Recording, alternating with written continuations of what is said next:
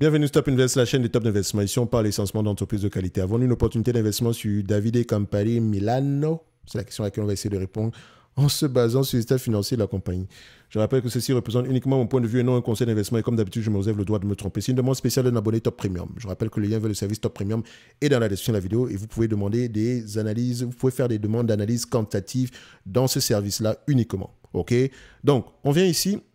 Première chose que je veux regarder, stabilité ou croissance des revenus. On a une croissance des revenus. Pourquoi? Toujours la question à poser derrière.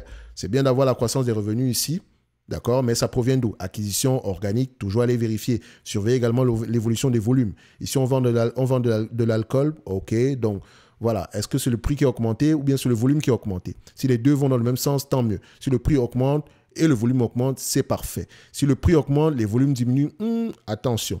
Si le prix diminue, les volumes augmentent, attention également, d'accord? C'est pas si mauvais, mais il faut faire attention, toujours trouver le narratif derrière. Dans tous les cas de figure, le plus important, c'est d'abord de maintenir les marges. Marge brute, stabilité ou croissance. On a une stabilité des marges brutes en réalité. Ça n'a pas trop bougé ici, ok? Est-ce que les marges EBITDA sont également stables? Je dirais... On pourrait se dire également, oui, c'est plutôt une stabilité des marges EBITDA ici, d'accord, donc pas grand-chose. Net income et free cash flow, est-ce qu'on va dans le même sens? On vérifie. Net income, free cash flow parlent le même langage, peut-être sur les derniers mois ici. Il y a peut-être un problème au niveau du BFR, donc du besoin en fin de roulement, mais on parle à peu près le même langage.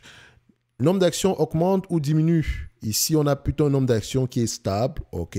Donc, ça fait du yo-yo ici entre 1 milliard 220 et 1 milliard 130. Donc, il n'y a rien de très, très stable ici. Enfin, il n'y a rien de stable. Donc, c'est plutôt instable. Mais bon, on va se dire ici que ça reste ici aux alentours des 1 milliard sur les dernières années. Si on prend à peu près une moyenne, d'accord? Quelle est la stratégie du management derrière la variation des marges ici? La variation du nombre d'actions. D'accord? Pourquoi est-ce que ça fluctue ainsi? On aimerait bien voir quelque chose qui diminue ou bien qui augmente. Mais ici, ça fluctue. Parfois, ça monte, parfois, ça descend, mais ça, on n'aime pas ça. OK? Faites attention. Maintenant, EBITDA, est-ce qu'on a vérifié l'EBITDA? Oui, on a déjà vérifié ça ici. Free cash flow, net income, on l'a vérifié. Vu que les net income et les free cash flow vont dans le même sens, on vérifie ici du point de vue marge. On constate qu'on reste aux alentours de 12% ici, mais on a eu un plus haut à 23% il y a quelques années. Pourquoi? Est-ce que les prix étaient exagérément élevés ou bien on a eu un élément extraordinaire à ce niveau-ci? Il me semble il y a quelque chose qui s'est passé en 2018. Il faudrait aller vérifier pourquoi parce que ça a également touché les l'EBITDA, on était à 29% et on avait des marges de bénéfices nets ici à 22%. Qu'est-ce qui s'est passé? Parce que depuis cette période-là, les marges diminuent de plus en plus. Donc, quand je prends ce business-ci, ça va m'intéresser. La période de 2018 va m'intéresser. D'accord? Donc, pour le moment, si on prend une certaine médiane ici, on est à peu près aux alentours des 12%. Sur les 5 dernières années, on a à peu près du 13,35% par là. Mais voilà, on a des questions à poser à ce niveau. OK? Parce que moi, je ne veux pas prendre un business qui a des marges instables.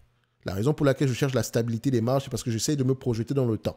Et si j'essaie de me projeter, déjà, j'aimerais avoir une entreprise qui a des marges les plus stables possibles. Savoir à peu près si le marché dans lequel opère cette compagnie-ci a de l'avenir, d'accord? Ou bien s'il aura tendance à rester stable dans les années futures, d'accord? Donc, si on a eu 20% en 2018, on a 12% aujourd'hui, et qu'est-ce qui me dit, quel est l'élément qui me permet de penser qu'on aura à peu près, on n'aura pas 5% demain? Vous voyez ce que je veux dire? Donc, il faut faire attention. On aime la stabilité des marges. C'est très important. Donc, allez vérifier. Maintenant, dette nette sur EBITDA, moins de 5. On a à peu près 2,7 ici. Toujours aller vérifier. Est-ce que la dette nette augmente parce que la dette nette en termes de volume augmente également? Ici, c'est le cas. Donc, la dette nette est à peu près à 1,8 milliard alors qu'en décembre 2021, on était à peu près à 851 millions. Pourquoi? Est-ce que c'est parce qu'on a fait une acquisition dernièrement? Toujours aller vérifier. Mais on reste toujours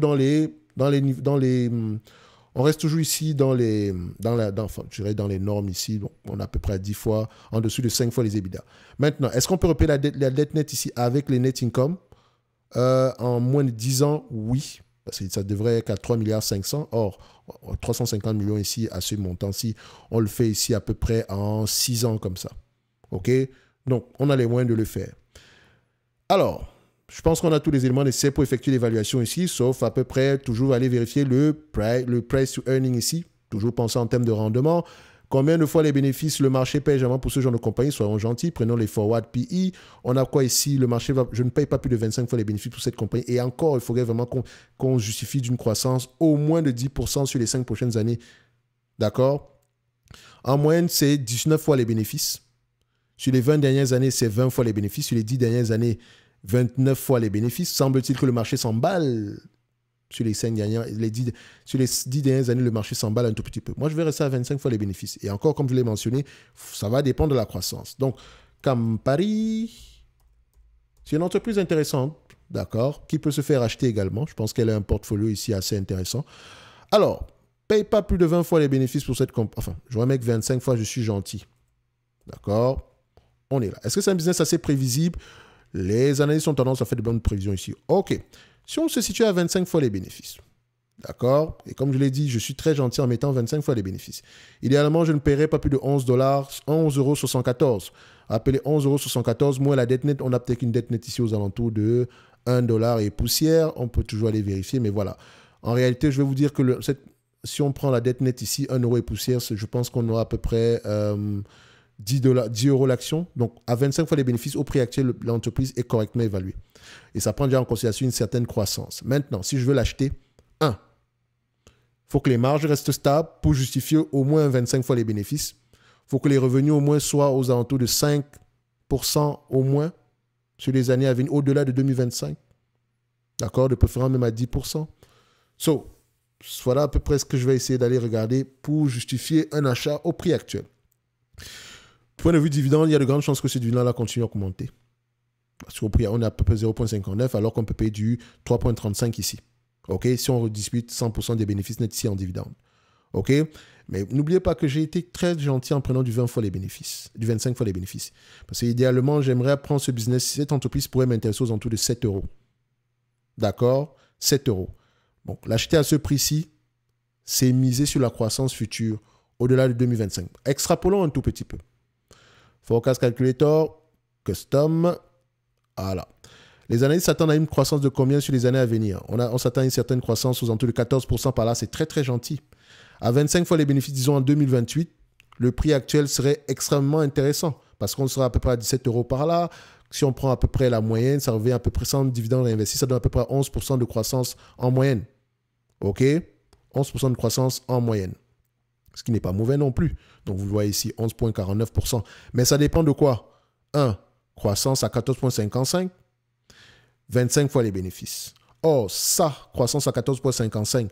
D'où va provenir la croissance? Très important. D'accord? Est-ce qu'on aura tendance à s'échanger à 25 fois les bénéfices? Donc, ce sont les deux éléments qui vont nous permettre d'atteindre ce prix-ci. Donc, pour rester prudent ici, on va se dire que c'est correctement évalué. Au pire des cas, si cette croissance est respectée, on ne paiera pas grand-chose au prix actuel.